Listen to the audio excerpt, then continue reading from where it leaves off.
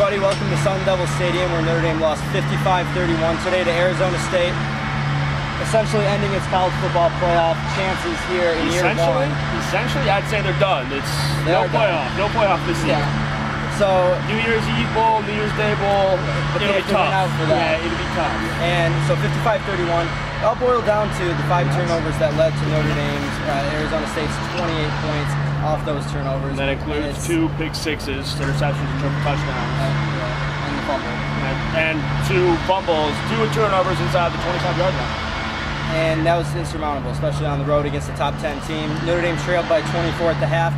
They got it to 34-31 in the fourth quarter before Arizona State ran off 3 straight touchdowns to get it back to that halftime deficit.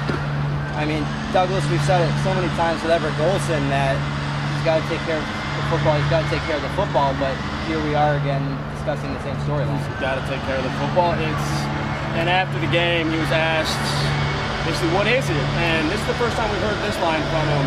I think it's just the competitor in me. Sometimes I don't want to give up on a play. And that's noble and that's great, but you got to be smarter than that. You can't. I mean, fumbles, and there's only 1 fumble lost today. There was another fumble that he never recovered.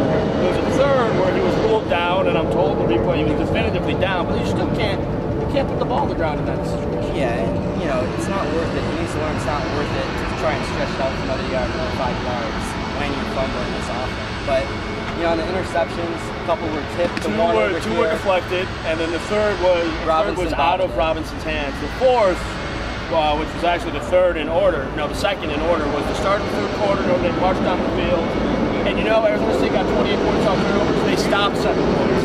That interception in the end zone. It really wasn't 35 points away, not Yeah, and Arizona State brought pressure all game.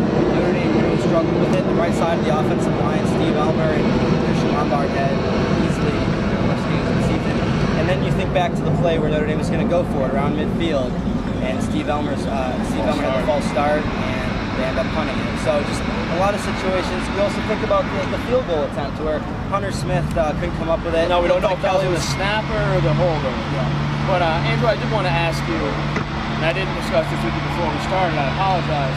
Brian Kelly would not accept the premise that Notre Dame came out flat. How do you feel about that statement? I agree with Brian Kelly. I don't think that's being flat. I think being flat is what we saw in 2012 and all those other games. Yes, they just not at that. You know, punted a couple times, the other team might get a big play. I would say that maybe Notre Dame didn't come out flat. He did not recover.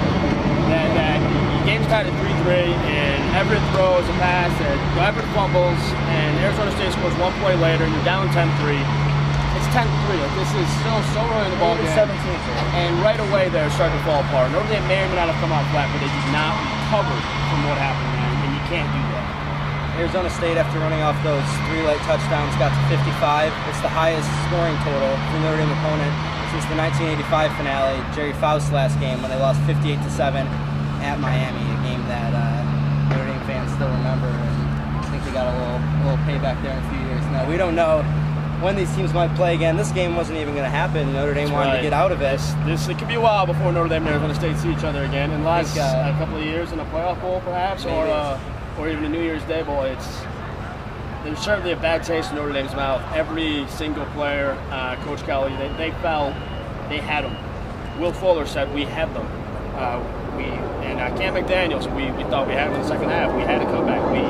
And they got away from it. When it was 34-31, that missed field goal was so large. A tie game, there's no desperation. A tie game, it would have been entirely different picture. In fairness, that field goal came earlier. You don't know how. Right. I'll give you that. But that's the scene for Notre Dame now 7-2, and they'll have to recover as they come home next week to play Northwestern, who sounded like on Twitter the ugliest college football game you can imagine, a 10-9 loss to Michigan. Sometimes I'm really glad I can't watch football on Saturdays except for this game. That does it for us from Sun Devil Stadium. We'll be back next week.